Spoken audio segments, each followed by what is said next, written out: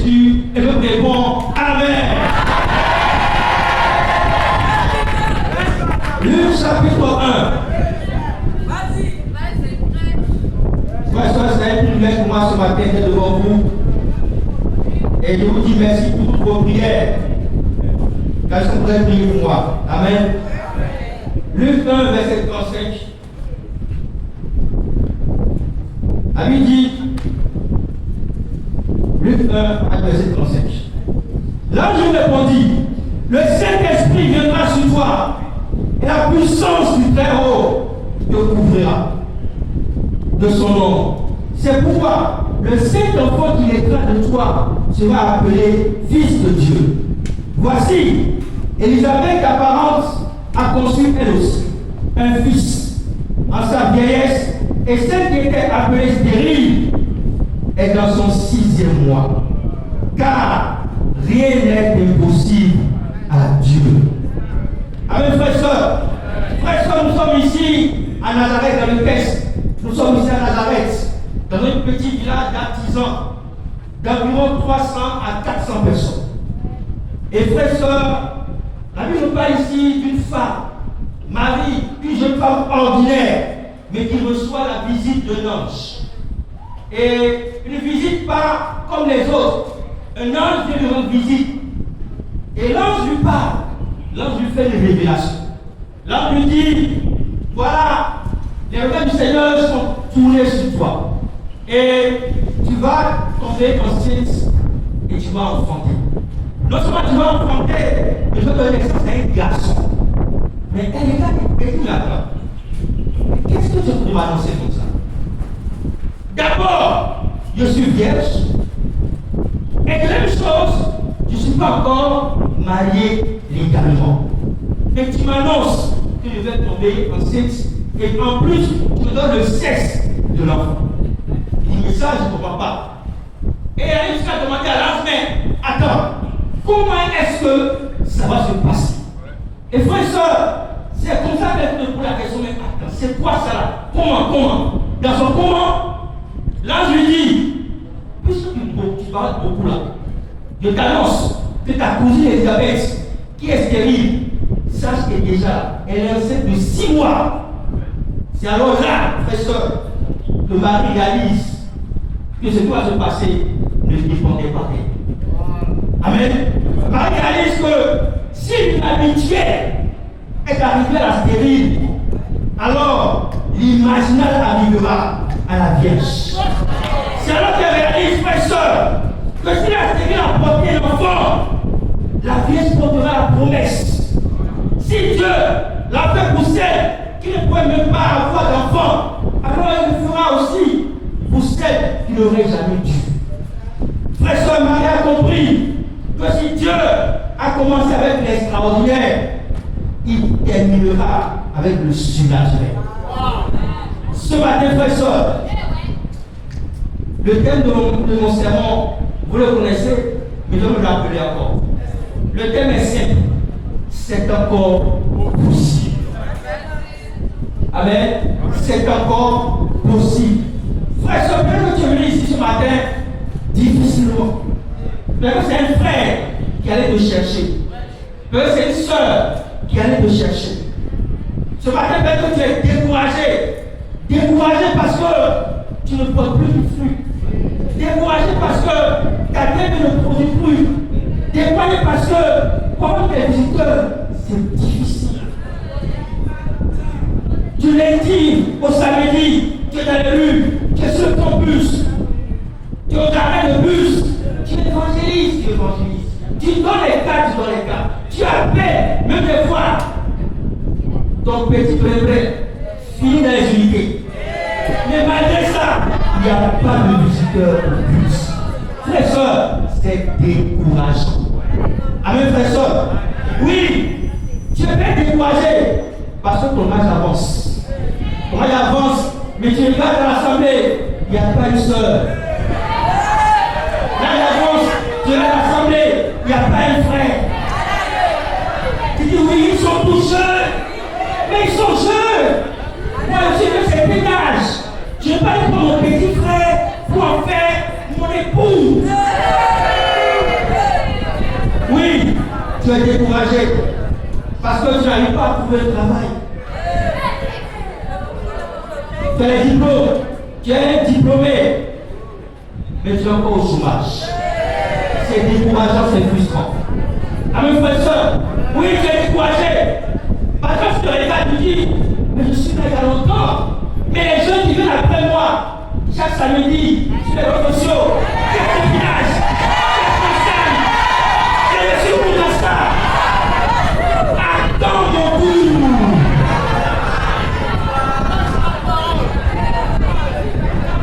Mon frère, ma soeur, ce matin, quand que Dieu tient la plume de ta vie, alors il est encore possible d'écrire une nouvelle page colorée d'espoir. La plume de ta vie n'est pas entre tes mains, c'est entre les mains de ton Seigneur. Et s'il ne l'a pas encore déposé, il va encore écrire. Amen. Oui, frère, soeur, c'est encore possible.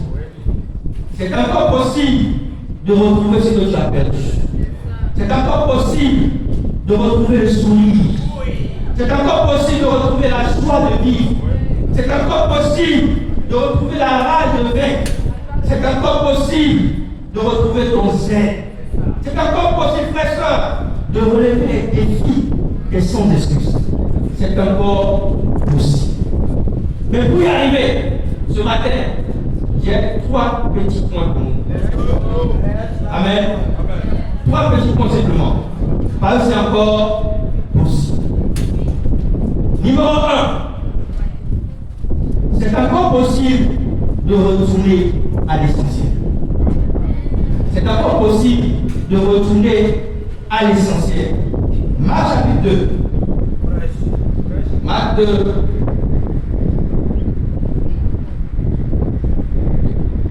Allons-y du verset 15 au verset 17.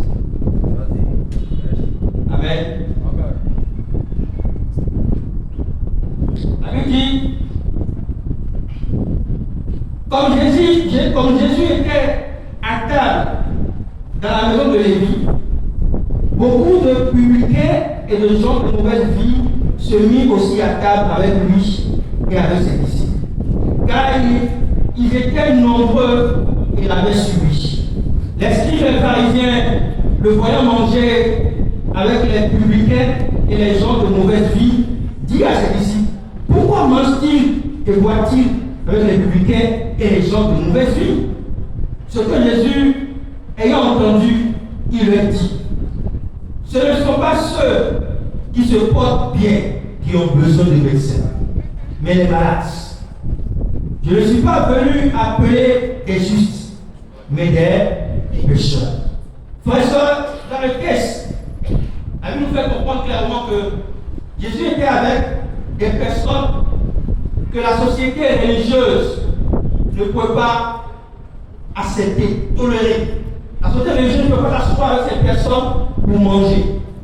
Parce que pour la société religieuse, ces personnes-là, c'est des pécheurs. Des personnes qu'on devait classer ou classifier. Mais Jésus, lui, il s'en va, il s'assoit avec ces personnes et il mange. Et étant à table, les gens disent, mais attends, pourquoi est-ce qu'il se met à table avec des personnes qui, selon la loi, ne devraient pas être à table? Jésus va répondre maintenant pour dire, moi je ne suis pas venu pour appeler ceux qui sont déjà parfaits. Ceux qui sont déjà justes n'ont pas besoin d'être justifiés. Mais ce sont ceux qui sont malades. Je suis le médecin des malades. Donc si ce matin, frère et soeur, tu es ici, vous savez c'est parce que tu étais malade. Et Jésus est le médecin. Question, est-ce que tu te sens toujours malade? Il dit, je ne suis pas venu appeler des justes, je suis venu appeler des malades. Et Jésus est venu appeler des malades, par conséquent, il est notre médecin. Et vous savez, frères et sœurs, il nous est arrivé plusieurs fois d'aller à l'hôpital. Mais quand on va à l'hôpital, qu'est-ce qu'on fait? D'abord, on rencontre le généraliste et on fait ce qu'on appelle la consultation. Pas mes frères et sœurs. Et ce matin,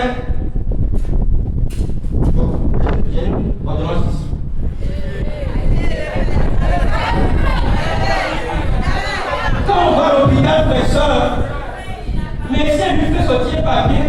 Ils ont mis ici ordonnance médicale. Ils ont mis la date, ils ont mis le nom du patient. On a mis le nom du patient. Et puis, lui, le médecin, il se met à écrire les médicaments. Il écrit. Des fois, il y a des choses qu'on ne peut même pas lire. Il y a des médecins qui écrivent l'ordonnance, vous n'avez pas à lire. Mais quand il a son collègue là, son collègue il dit ça aisément. Mais frère, je me souviens ce matin, quand tu prends une ordonnance médicale, dites-moi, est-ce que vous croyez en ça ou vous ne croyez pas en ça? Quand vous avez une ordonnance de vos mains, est-ce que vous doutez ou vous croyez? Mais est-ce que vous savez que le médecin peut faire une erreur de prescription? Donc, malgré le fait que tu as une ordonnance en main, toi tu crois. Pourquoi? Parce que c'est un monsieur qui a porté blouson blanc. Il a mis quelque chose ici, et puis il a fait coucher, il fait comme ça. Il respire un peu, ouvre la bouche, et puis il met dedans, il regarde, il dit ouais. Il dit maintenant pour les constances, attention, c'est combien? Toi, c'est combien? Mais tu lui fais confiance sur la base des papiers.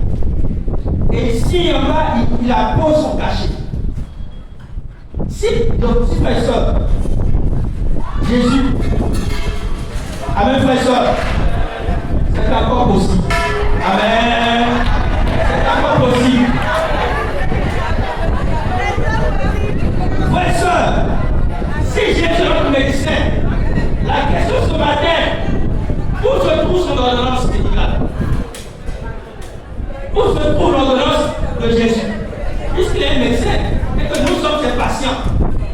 Alors, où se trouve l'ordonnance médicale de Jésus? Ce matin, nous allons découvrir ensemble l'ordonnance médicale de Jésus. Amen, frère et soeur. L'Ancien Testament, et particulièrement dans le livre de Josué, chapitre 1. Mais qu'est-ce que nous connaissons tous? Josué, chapitre 1. On va lire à partir du verset 8. Amen, frère et soeur. Frère et soeur, ne soyez pas distrait. Parce que c'est encore possible. Amen. C'est encore possible de refaire tout ça. Il dit que ce livre de la loi ne s'éloigne point de ta bouche. Médite-le jour et nuit pour agir fidèlement selon tout ce qui est écrit. Car c'est alors que tu auras du succès. Dans quelle entreprise, c'est alors que tu réussiras. Waouh! Frère, soeur, le contexte, Moïse était mort. Et Josué devait le remplacer. Il devait conduire le peuple d'Israël à la terre promise. Mais il devait traverser d'abord le Jourdain. Et là, Dieu maintenant donne des prescriptions à Josué. Il donne des recommandations, des choses à faire pour pouvoir lui assurer la victoire. Et parmi les prescriptions, Dieu dit à Josué que ce livre de la loi, tu me dis qu'il y avait un livre qui était à la disposition de Josué. Et ce livre a été écrit par Moïse. Et c'est la Bible, frère et soeur. Frère et soeur, autour de Josué, c'était les 5 livres qu'on appelle le Pentateuque. Moïse avait le Pentateuque qu'il a légué à Josué. Donc Josué devait se servir du Pentateuque pour pouvoir réussir dans toute son entreprise. Ce matin, nous avons non seulement le Pentateuque, nous avons toute la Bible réunie en un seul volume. Question, où est ta Bible ce matin? Est-ce que tu as une Bible? On va voir si tu as une Bible. Est-ce que ta Bible est là ce matin? Frère, soeur, je commence par dire que ce livre ne s'éloigne point de ta bouche. Si tu n'as pas sous les yeux, comment est-ce que tu vas lire? Et non seulement contre la Bible, il dit Que faut-il faire? Médite-le jour et nuit. Donc quand on donne un médicament, la Bible c'est le médicament. Amen. Mais quand on donne le médicament, en bas, les médecins font ce qu'on appelle la postologie, le mode de propre usage du médicament. Et je vous l'ai montré ce matin.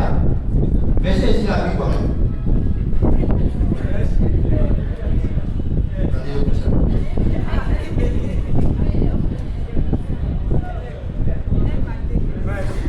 Il dit, il a mis jour 1, 2 points, 160. Ça c'est tout dit là. On a dit ça. Merci à la il a dit ça. Il a mis 160 ans. C'est MGO. En quoi ils ont ces gestes? Il dit que c'est milligramme. Amen. Tout qu'on fait, si il est dans la médecine, il va dire ça facilement. Et puis il va te traiter. Donc, premier jour, on va te faire une injection. Après, même, jour 2, jour 5. Donc, du deuxième jour au cinquième jour, on va t'injecter 80. Ça, c'est la prescription, c'est la posologie. De la même manière, quand Dieu dit, prends ta Bible, va te donner comment est-ce que tu vas utiliser ça. Il dit, tu médites matin et on dirait que tu n'as pas lu ça. Matin et combien médite matin et soir? En réalité, combien on médite matin et soir? Pour la plupart de nos frères et sœurs, la méditation est un défi. Pour méditer, d'autres personnes, il faut courir derrière eux avant qu'ils n'arrivent à méditer. Or, Dieu dit ici que c'est quand tu médites matin et soir, quel est le résultat? Il dit tu vas réussir, tu auras le succès. Donc tu vas faire ça. Tu échoues, pas parce que tu n'es pas intelligent, mais toujours parce que tu n'es pas obéissant. Amen. Tu peux avoir toute la connaissance, mais du fait que tu n'es pas obéissant, tu échoues. Il dit fais matin et fais le soir. Mais nous on médite peut-être à midi, d'autres peut-être à 17h, d'autres pays peut-être à 20h. Mais qu'est-ce que le matin là c'est où? Frère, soeur, l'essentiel c'est la parole de Dieu. L'essentiel c'est la Bible. Si nous passons à côté de la Bible, frère, soeur, nous n'allons pas tenir longtemps dans la foi. Et la Bible dans le Somme 1, dans le Somme 1, vous allez voir, Somme 1, par le verset 1er au verset 3, il dit heureux l'homme qui ne marche pas selon les conseils des méchants, qui ne s'arrête pas sur la voie des pécheurs, et qui ne s'assied pas en compagnie des moqueurs, mais qui trouve son plaisir dans la loi de l'Éternel, et qui la médite jour et nuit. Il est comme un arbre planté près de courant d'eau, qui donne son fruit en sa saison, et dont les feuillages ne se flétrit point. Tout ce qu'il fait, lui réussit. Il faut souligner, tout ce qu'il fait, sans exception, ça réussit. Mais à quelle condition? En méditant matin et soir. Amen, frère et soeur, matin et soir. Il dit, il trouve son plaisir dans la Bible. Il trouve son plaisir dans la loi de l'Éternel. Frère et soeur, quelle est la source de ta joie ce matin?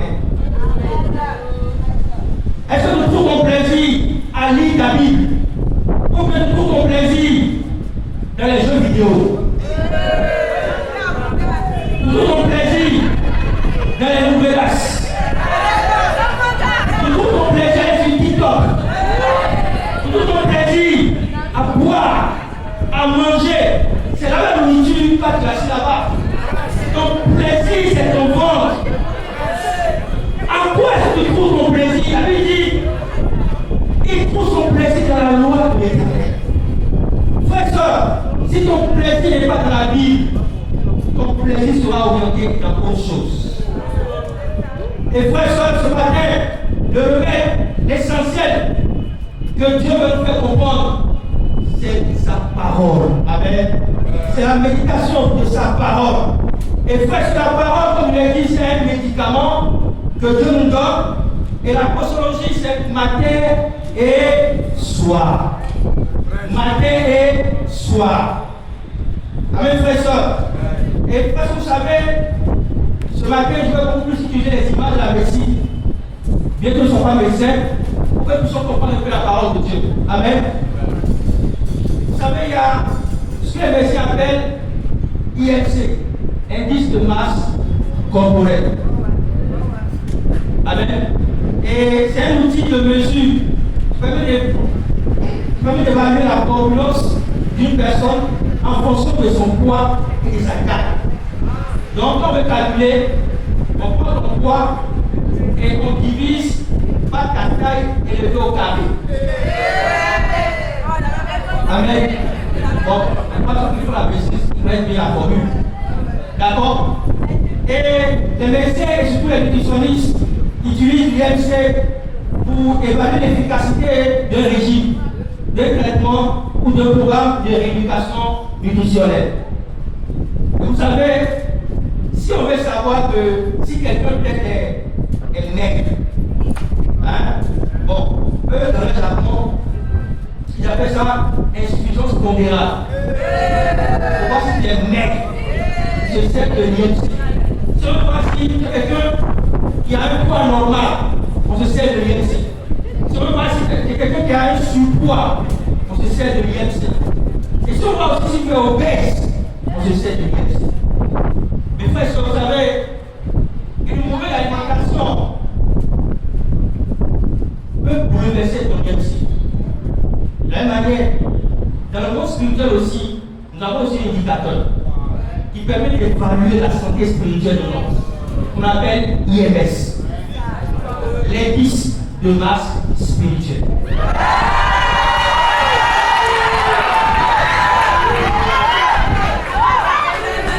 La question, si une mauvaise alimentation peut déséquilibrer ton IMC, qu'en soit-il alors d'une mauvaise alimentation spirituelle? Si spirituellement tu es mal nourri, ton IMS